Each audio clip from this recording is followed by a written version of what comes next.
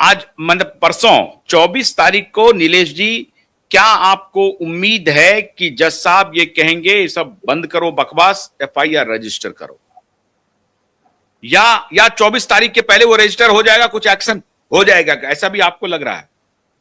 नहीं नहीं, FIR register नहीं करेंगे लोग, ये नागरकर एंड कंपनी ये नहीं करेंगे, इतना ख्याल में रखो। मैं प्रैक्टिकल बात बता रहा हूं, नियम से करना चाहिए लेकिन वो करेंगे नहीं। हाँ, तो वो तो कोर्ट को ही आदेश देना है। क्यों नहीं करेंगे? अरे भाई एक सुनिए, मैं एक बात बताता हूं।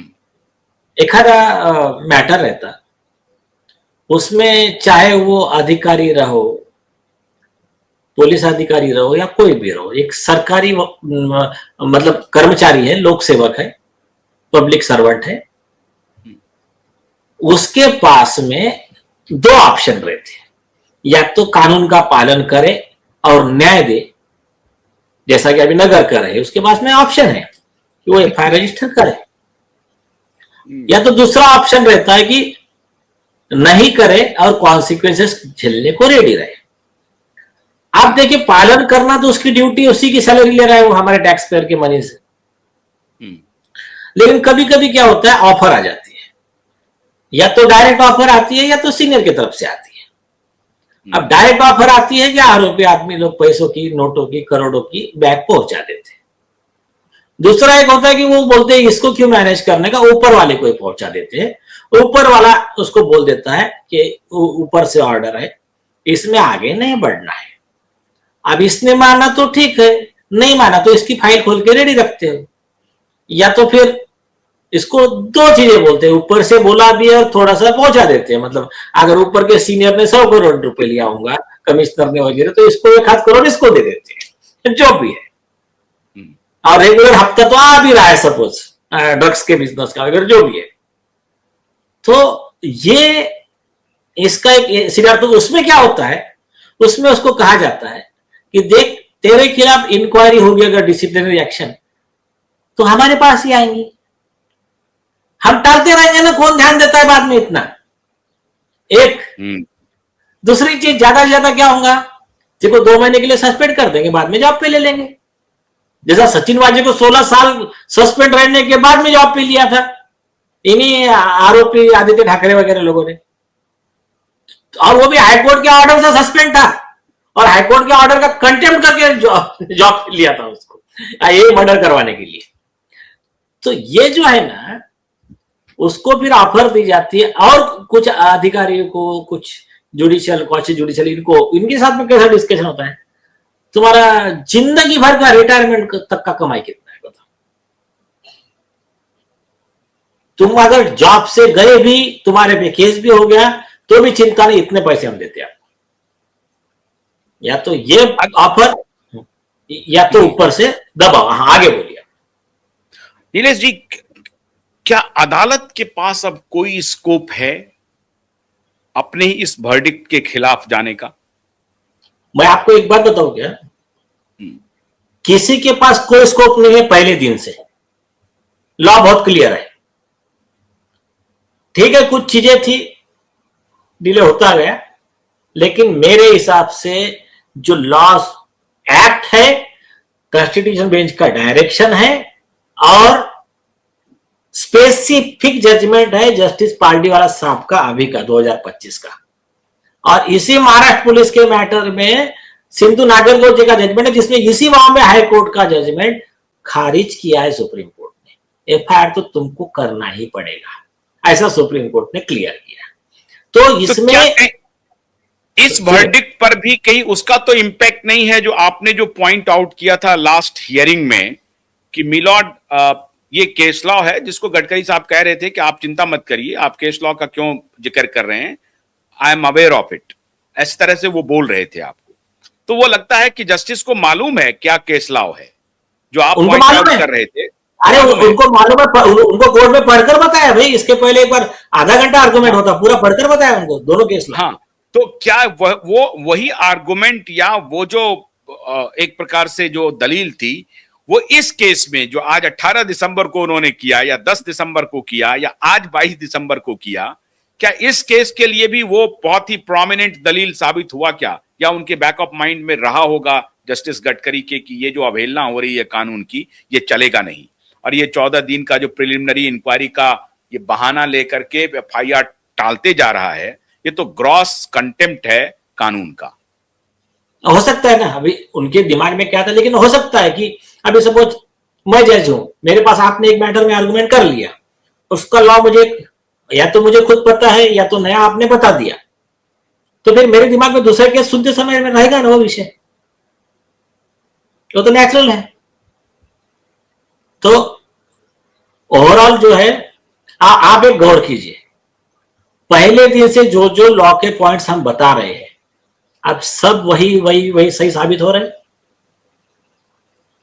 पहले दिन हमने कहा था इसमें आदित्य ठाकरे को बोलने का अधिकार नहीं है, वो आरोपी है।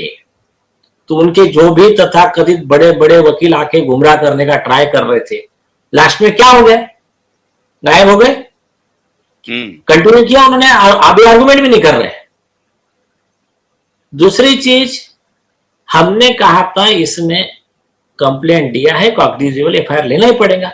अब बाद में आके वही चीज अभी दूसरे जजमेंट में आ गई ना।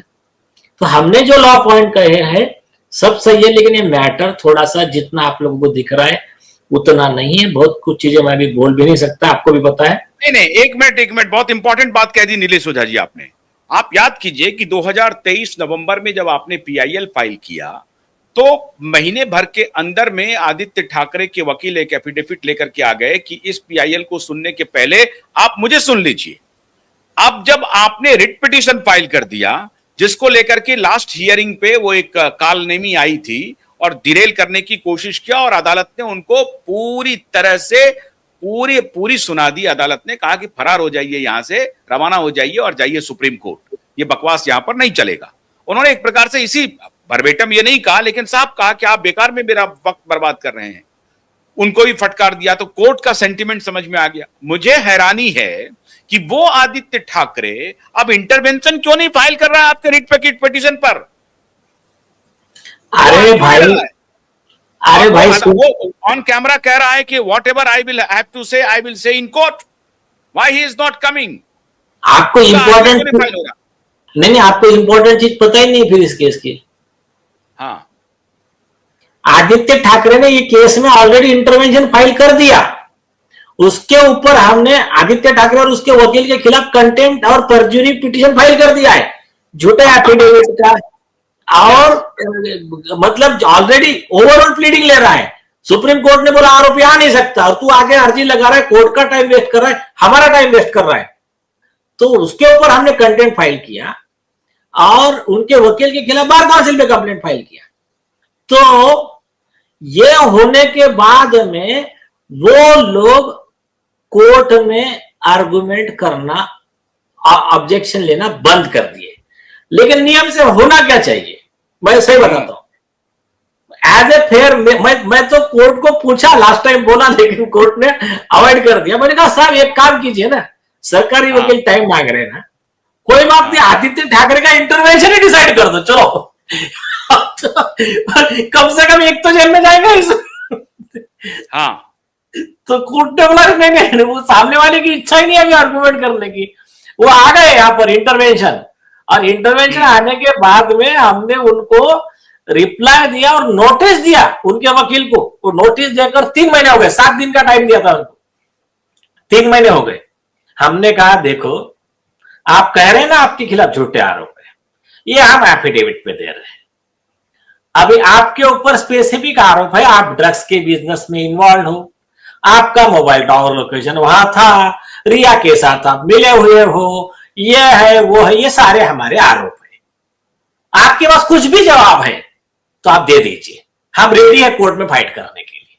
और आप नहीं देंगे तो ये सुप्रीम कोर्ट का जजमेंट है, आपको हमारे सारे आरोप मंजूर हैं, और ये आपका इंप्लाइड एडमिशन मानते हुए हम कोर्ट में आर्गुमेंट करेंगे। नहीं दिया कोई जवाब। अब ये जनता को तो समझ गया फिर।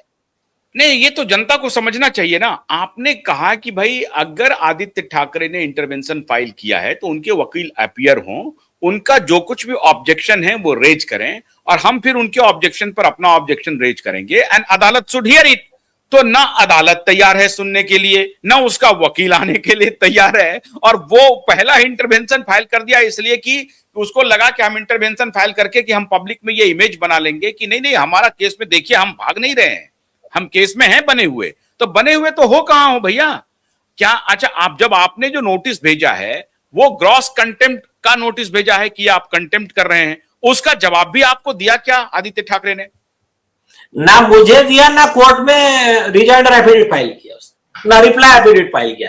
हमने क्या किया, हमने एक अर्जी लगा है आदित्य ठाकरे को कस्टडी में लिया जाए और उसके वकील के ऊपर कार्रवाई की जाए। उसको जवाब नहीं है, वो उसको वो अर्जी लगा के 5 महीने हो गए।